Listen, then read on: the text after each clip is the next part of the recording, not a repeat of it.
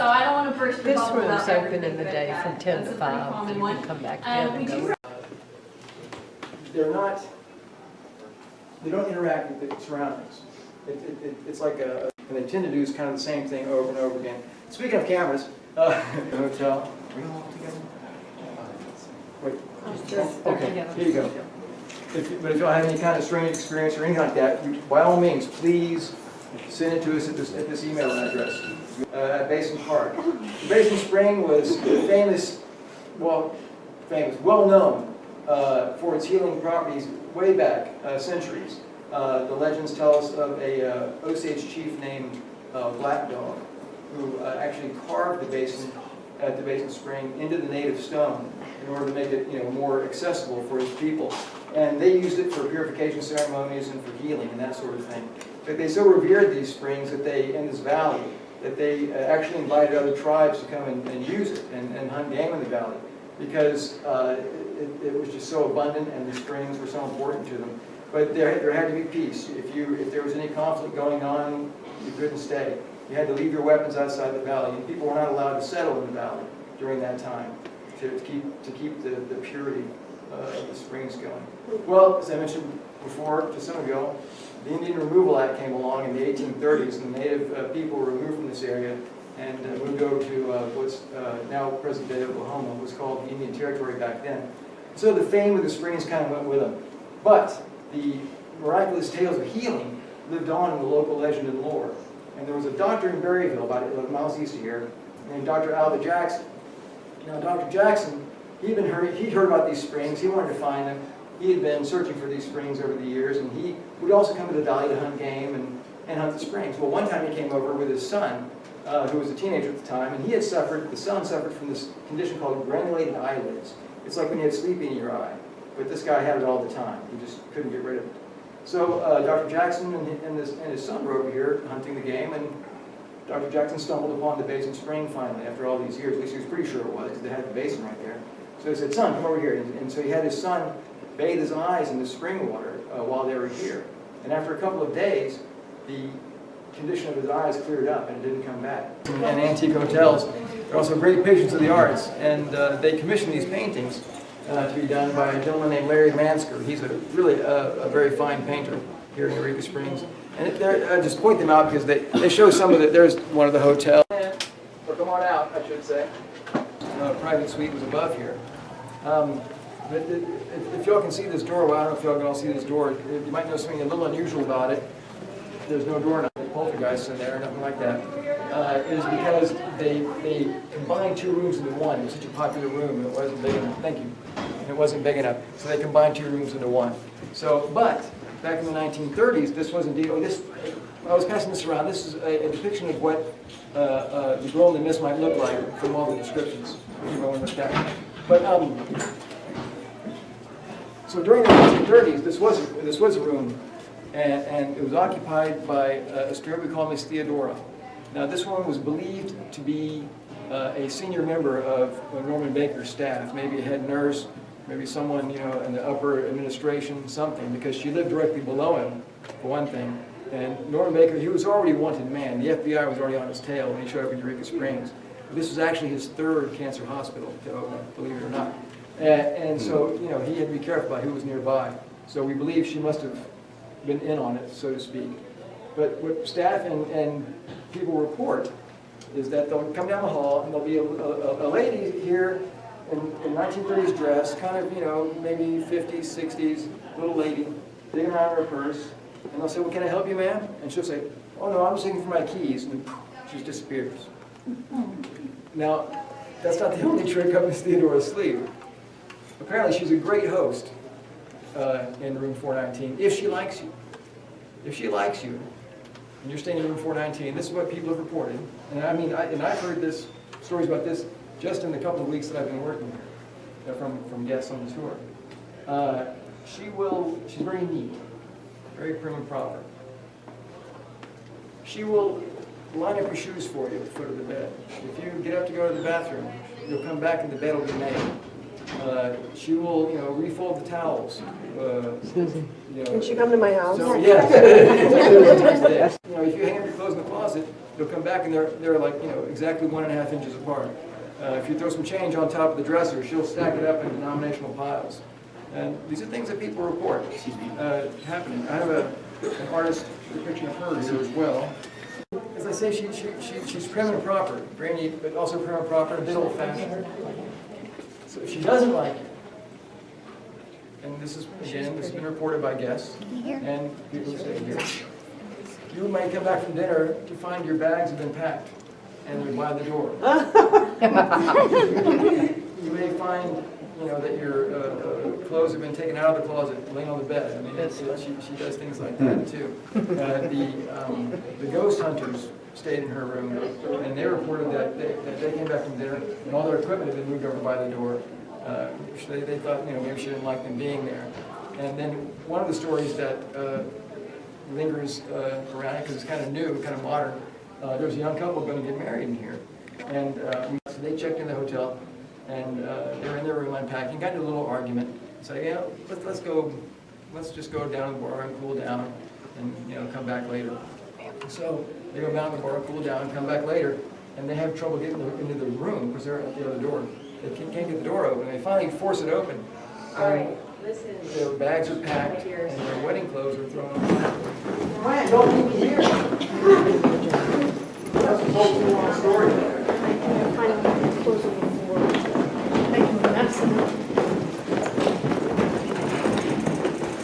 These two tales are a little darker. We're going to talk about the Norman Baker years. Now, again, from 1934 to 1937, he had the Cancer Curable Hospital. And now, Norman Baker was not a doctor. He was not a surgeon. He had no medical training whatsoever. He had been, in his younger days, a vaudeville performer. He had mind-reading acts. He believed in mesmerizing, hypnosis, mind over matter. He did tricks where, you know, people would be hypnotized into a state of being such that you could, you know, smash a brick over their head, things like that, and they wouldn't notice it. These are part of his act. More about him later. But as far as the hospital is concerned, this annex down here, it's called the Annex. It was built after the hotel was built, about 1910, during the Crescent College for Girls days. They built it to be a conservatory where they could house the pianos and other instruments so they could practice in there, you know, in relative, you know, away from the madding crowd, so to speak. Well, when Mr. Baker got here, he took the annex and blacked out all the windows and installed 2 steel doors at this entrance here and set it up to be what he himself called his asylum. Now, in the 1930s, asylum had a little different meaning. You know, it was not quite as freighted with, you know, crazy stuff as we have today. It just made kind of an isolation ward, you know, where people go to get a little better. Well, what he would do, so Mr. Baker had the secret formula number 5. This was the cure for cancer that he purported to have, which of course didn't work. It was a mixture of ground watermelon seeds, corn silk, water, glycerin, peppermint, and carbolic acid. Now, he would take this concoction, distill it, put it in syringes, and he didn't do any dirty work himself. He had actual medical staff that did this for him. Why, I'll never know. I suppose the profit, you know, motive might be part of it. Maybe they believed in it. You know, he was a heck of a salesman. But they would inject this concoction into people's tumors directly. And that was supposed to be the cure. Now, this had to be very painful. And they really didn't have any proper pain medicine around because most of them, Baker was, like I said, he was on the lam. He didn't want to raise any smoke signals that he was around by going out and buying a bunch of morphine or something like that. So could be quite grim.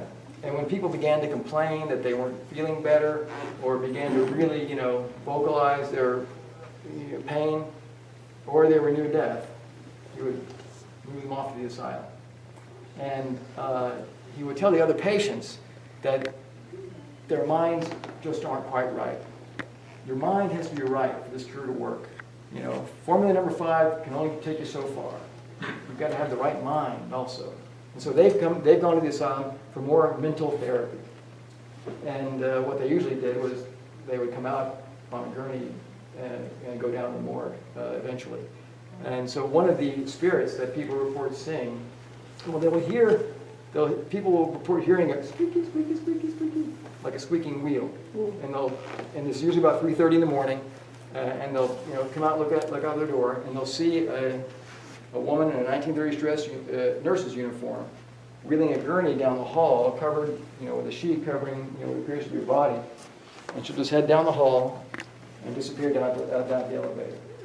And this is another one of those residual hauntings. They try to get her attention, or I would run myself. but they try to interact, and there's nothing. There's no recognition at all, no acknowledgement at all. Just goes on a grim journey down the hall. There's another one, the artist rendering. Now, the woman who did these paintings for us, she did these from descriptions. I feel I want to pass that around. From descriptions that have been given over the years. But so that just kind of a window into what was going on here during the 1930s. I mean, there wasn't a lot of really horrible things like cutting people up, stuff like that. You'll hear a lot of baloney if you go on some of the other tours or other things. They'll tell you there was a crematorium. They'll tell you there was burying bodies. No, none of that happened.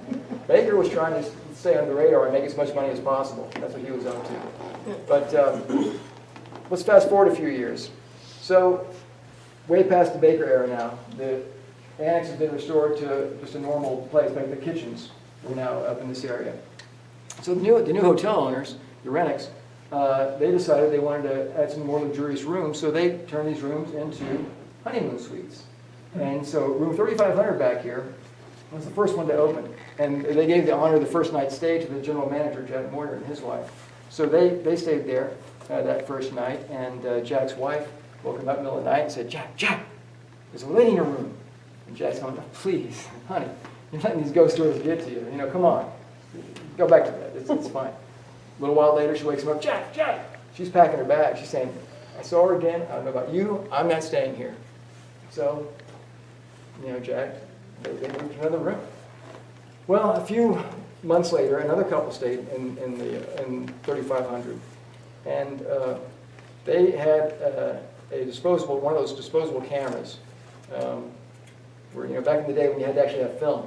And so they were taking pictures. They were on their honeymoon, and they were taking pictures of the young bride was modeling her lingerie. Okay, so they weren't too risque, but they were taking pictures. And anyway, they checked out, went home, got the pictures developed. They were in Joplin. And got the pictures developed. Saw something, called the hotel, said, "We're going to come back down here, and we need to show you this." So they come back down, and they show us these pictures. Now, the figure in red is the young lady that didn't want to be seen in her finery. But if you look at the television set that's in the picture, it's an old tube television. I think you'll get a chance to look at it. So they show this picture to Jack and his wife says, "That's the woman I saw." And so that is the tale of 3500. Now people still stay in there. I don't hear I yet hear a lot of reports of this similar haunting. But again, I'm still kind of new here. He was really kind of an evil genius. He actually, in the 20s, he founded some radio stations. He actually at one time had the second most powerful radio station in North America, broadcasting out of Mexico. And he just railed against the medical community. It was just something that, it was just his his mission to deaf and medical community. Why, I don't know, but we'll talk more about that downstairs.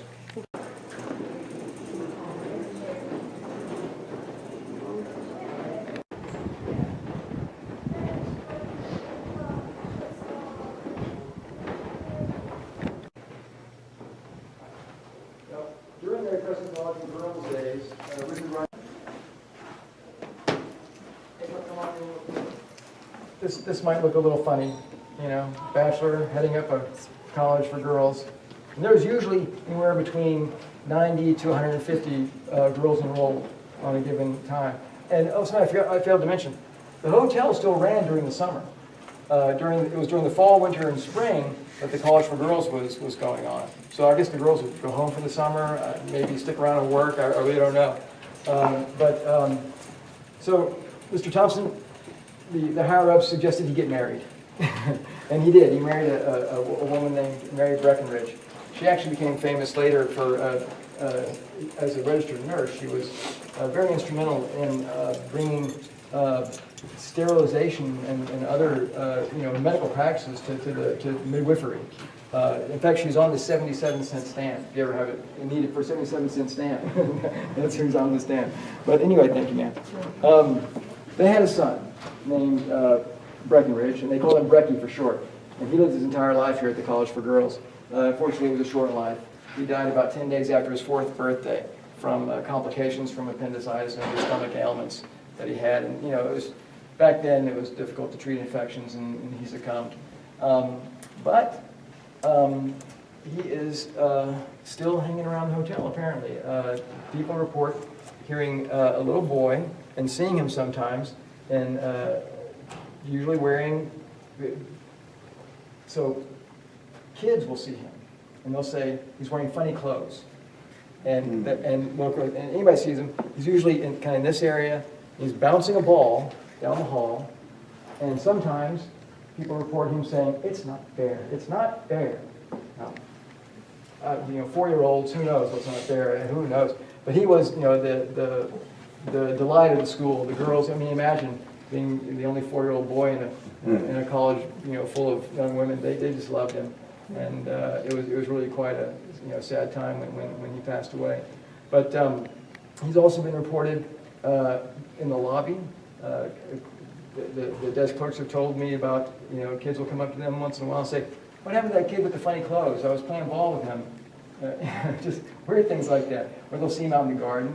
Or it's all, there was a laundress that was worked here back in the 60s, and she reported that Brecky would come down here, and she would have to shoo him out because he kept getting in the way.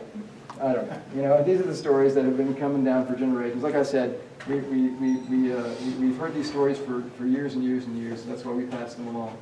But Brecky, he also had this blue velvet suit, apparently. And I can just imagine him having to wear that on a hot summer day. That's probably not fair either. But, I think he's one of our happy little spirits. And we'll just step over here.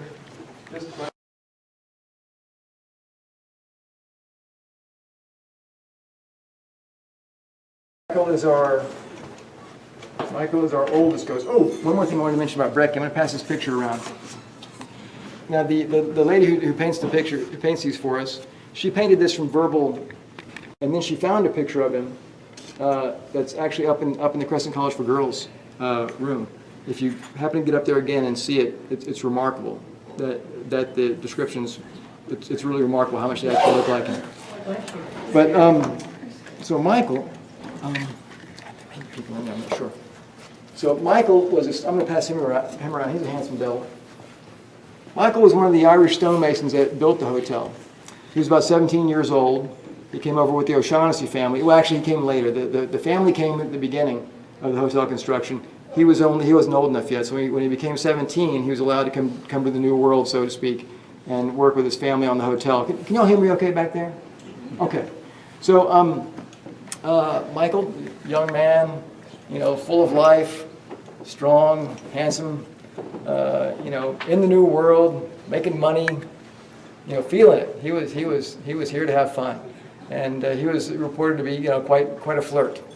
So one fine day, he's working on the top of the hotel. The hotel was still under construction, but all 4 floors were topped out, so to speak, and they were hauling the stones up to the top floor for the facade.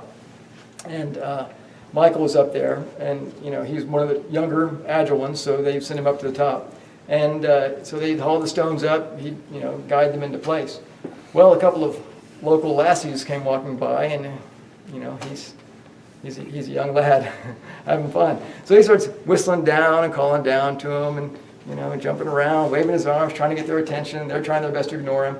And he started doing a little Irish jig, and apparently he lost his footing and he fell into a beam, into what would become later room 218, and died.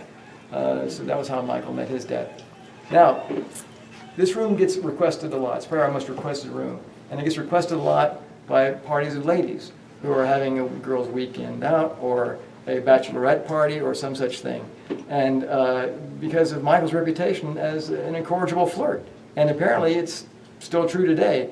They report that he will do things like, they'll say that they'll feel someone stroking their hair, or it's got a glass shower door now, but a few years ago there was a shower curtain, and they would report that the shower curtain would come flying open while they're taking a shower.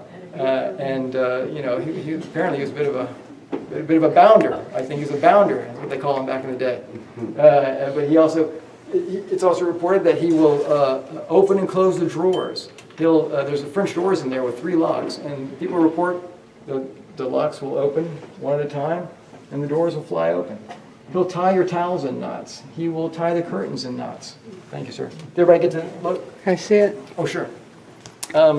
Mainly playful attention to the ladies, but to gentlemen, he's apparently a little more rough. He doesn't like competition. And reported hearing or feeling a foot push them out of the bed, or they'll be in bed and the curtains, or not the curtains, the bed sheets will come flying off.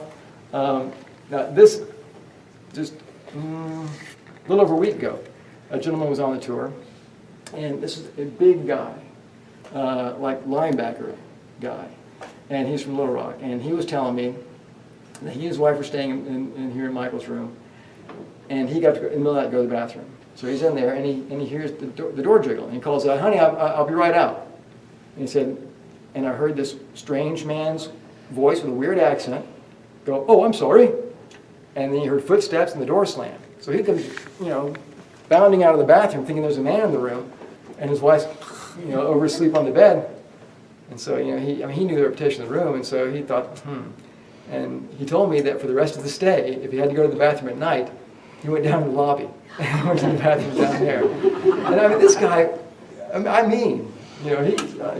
I get 2 of me could fit in one of his pants legs. This guy was huge. But anyway, that's here's that they can smell the smell of cherry tobacco, and then an apparition will float through this door, go to the elevator, go in it, and a little while later the elevator door will open up, and the apparition will head right back into this door. And it's the top half of his body only. He's got mutton chops and he's smoking a pipe.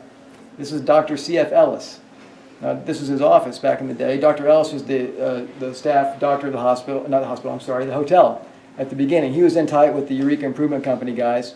And he actually lived in Eureka Springs until his death in 1931. He was a real asset to the community. The man, he was responsible for getting a proper sewage system installed. He was president of the water board for like 12 years. He got a water system installed to suppress fires, which Eureka Springs, I don't know if you guys have heard any of these details, but there were 3 major fires in the early history of Eureka Springs. It's very frustrating for historians because the darn newspaper building kept burning down.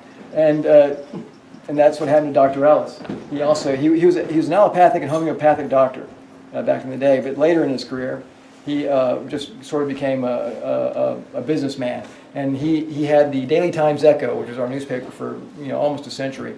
And his building, the Rosewater Ellis building, that was in downtown, it caught fire one night in 1931. And everybody rushed downtown to watch the building burn. And Dr. Ellis was among them, and his dog ran into the building. And he ran in after the dog. I don't think the dog made it. He came back out, kind of overcome with smoke. And killed over in the street and died of a heart attack. So he was pretty old by then. So this was 1931, and he began working with the Eureka Springs Improvement Company back in 1894. So, you know, he's probably at least 60-something. Again, his apparitions reported floating in and out of here, and why he has no legs and when he's floating around, no one knows. One of the paranormal investigators told us that he only shows the top half of his body because he wants everyone to know what a smart guy he is. I don't know. It didn't make much sense to me either. But a very interesting man, very fascinating. One of those guys that, unlike Mr. Baker, you know, used his great intellect for good rather than strange purposes. Wait. Now we're going to go head down to the lobby, and we'll stop in there for a moment, and then we'll head out to the morgue.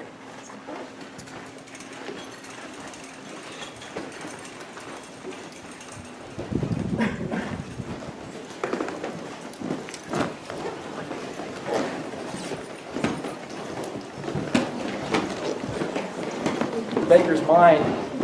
This area is now the gift shop, was his office back in the day, and he had on display his 2 submachine guns hanging on the wall, bulletproof glass installed in there, because when he was in Muscatine, Iowa, he was from Muscatine, Iowa, that was where his first radio station was. When he was in Muscatine, Iowa, apparently someone shot up his office one night and tried to blow up his radio station. So he was always, and he had these 2 St. Bernard dogs that were his like guard dogs. He had bodyguards. The guy, I don't know if paranoia is quite the right, you know, because you're not, if they really have to get you, you're not paranoid. But yeah, he displayed his protection. Of course, this is the original fireplace. It's one of my favorite little spirits because I'm a sucker for these animals. That's Morris the cat up there on the wall. Morris had the honorary title of general manager. He lived here in the 90s. He lived here for 21 years, and he became quite a famous cat. He would hang around the hotel lobby. One of the cooks actually, you know, kind of snuck him in because he was a starving little kitten. And like I said, eventually he got the honorary title of general manager. He ran the place. Well, when Morris passed away, the staff put together a little funeral for him, and word got out, and more than 50 people in town came to the funeral. Now, I want to contrast that with Norman Baker's funeral. 4 people showed up, and they had to hire 6 young men to be the pallbearers. So, you know, a little different tale. But again, people report seeing Morris sometimes, or feeling him rub against their legs. Little kids will sit there on the couch, and they'll be doing this with, you know, nothing in their lap, and, you know, son, what are you doing? I'm petting the kitty. You know. Let's wait for our friend to know. The balcony's removed, and put in this reinforced concrete because he wanted people to be out on display as, you know, these people being cured of this terrible cancer.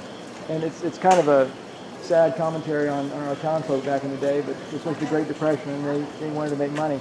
He would actually hire some of them to sit out here and tell people that they had been cured.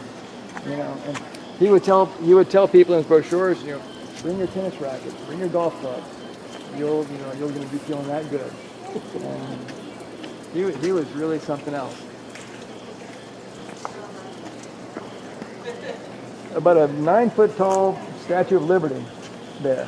And it was kind of weird, but it was there up until the 1970s.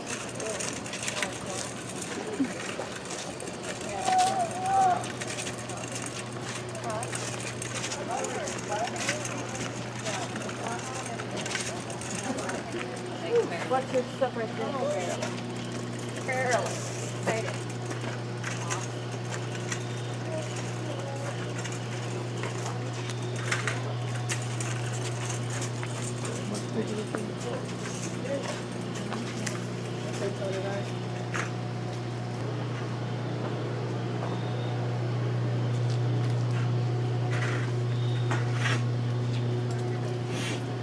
This is the morgue.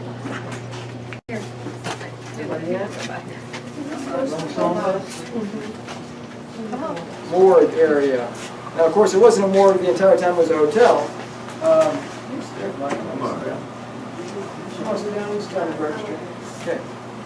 So, on the wall behind you back there is the original sign, the Cancer Curable Hospital in Eureka Springs, Arkansas. The curable part is corroded, perhaps a little poetic justice. But Mr. Baker, he was a dashing fellow. It really was. There we go. Good-looking guy, had some older life. He ran for governor up there in Iowa. Didn't do very well. But we had this, like I said, he was an early pioneer of radio. KTNT. KTNT stood for Know the Naked Truth. He'd give you the farm report, but he would also just rail against the medical community. He called them the medical octopus. He called the AMA, he called it the Amateur Meat Cutters of America. I don't know why he had this thing against the medical community.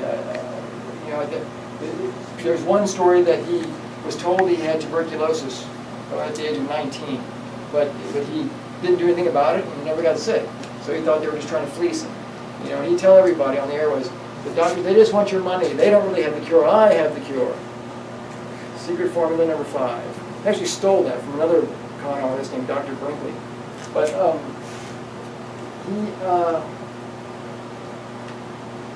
he fled Muscatine because his cancer curable hospital didn't do so well there either, and went down actually to Nuevo Laredo, Mexico. And there he had the second most powerful radio station in North America. You could hear it all the way up the Aleutian Islands. And he was pretty well known. So by the time he got to Eureka Springs, he was actually kind of a celebrity, because they would hear his voice on the radio at night. And like I said, it was the Depression, and people were desperate for jobs, so the city of Eureka Springs welcomed them with open arms. And they fell in hook, line, and sinker. But all good things must come to an end. There's Mr. Baker's mugshot from his time at Leavenworth Penitentiary. He spent a little less than 4 years, paid a fine of $4,000. Now you would think he got arrested for some heinous crime. They finally busted him on 7 counts of mail fraud because he was mailing out these brochures that claimed to have the cure for cancer. And it came to the attention of the federal authorities who were looking for him already, that the first batch he mailed out, there was a picture of some people that said, I've been cured of cancer. And sure enough, they were alive. The second batch he mailed out, same people, I've been cured of cancer, but they were dead. So, mail fraud. They got him right there. Now, the ghost hunters were here a few years ago, and they did some investigation. Here, please, go ahead. And they did some investigation down here in the morgue. And I'm going to show you this short clip from that investigation. Some of you may have seen this before, if you ever watched the show. Some of you may have seen it on the YouTube. Let's try it. Boom. All right. While me and Grant were checking out the morgue with the thermal camera, noticed something odd that I just had never seen before. Do me a favor, just rewind quickly. I immediately asked Grant to rewind the tape so I could see what we had caught on the thermal imaging camera. And upon him rewinding it, I could see a figure. I could see a figure standing right there in the door next to us. No, jeez. When Jay said, rewind the tape, I was expecting a flash or something. Holy crap. Oh my gosh, that's freaking me out. Normally when we catch something on the thermal imaging camera, it's not very impressive. Oh my gosh, man, I gotta look at that again before I start flipping out. But there, staring us down, was this figure that was no more than 2 feet away from me. And honestly gave me chills. That kind of stuff just doesn't happen very often. It's the holy grail for us investigators. And to know that it happened right next to me really kind of freaked me out. Hey, does it look like a hat? It looks like he's wearing a hat. Like the brow of a hat. It does. I really wasn't sure if it was an apparition or Grant's reflection. Do you think that's maybe my reflection, Jay? The image that showed up was so clear that I thought it's got to be one of us. Let's just make sure that that's not my reflection. We immediately set about trying to make a reflection in that locker. I was right about here. Yeah. You see me? No, what? Oh my gosh, I'm not there. We opened up the locker in case someone was inside, but there's no way someone could have ever stood inside it. It's just a bunch of shelves in there. That's you. On camera. Alright. Let's put it on the thing again. It's gone now. Where's the 2? Right there.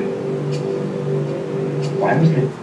Okay, so in there, just a little metal locker, and that number 2 is painted on it. And there was no reason for that. Went rounds back in February. Yeah, one of the gardeners was getting ready to make a compost pile and digging around in it because it is pretty interesting. More? Yeah, but y'all come gather in here a little bit. And we're actually going to be getting into this door, so if y'all can kind of go to the other wall in there. Just a little metal locker, and that number 2 is painted on it. And there was no reason for that on the grounds back in February. Yeah, one of the gardeners was getting ready to make a compost pile and digging around it, but because it is pretty interesting. More? Yeah, if y'all come gather in here a little bit. And we're actually going to be getting into this door, so if y'all can kind of go to the other wall over there. Okay. I love that She's in there by herself. They take you pictures. Yeah. Well, once again, when you get home and look at your pictures, if you see anything crazy, send it to my email address. No. Okay, one last ditch effort to go inside if you want. Good. Are you gonna stay in there for a minute? No.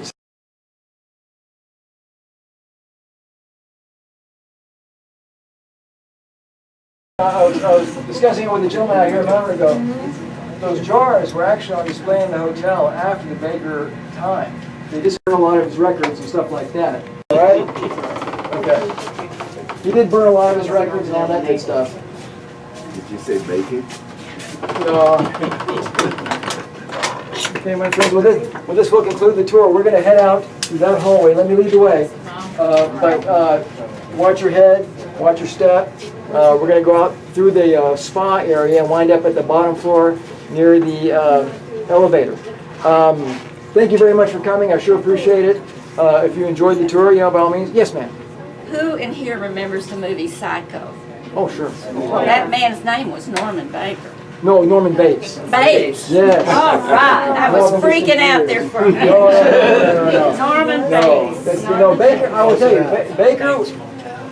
Mr. Baker was really careful. I mean, it took a lot to nab him, finally. Like, Yeah. mail fraud. It's like getting Capone for taxes. Yes, you know? for tax It was evasion. crazy. Yeah.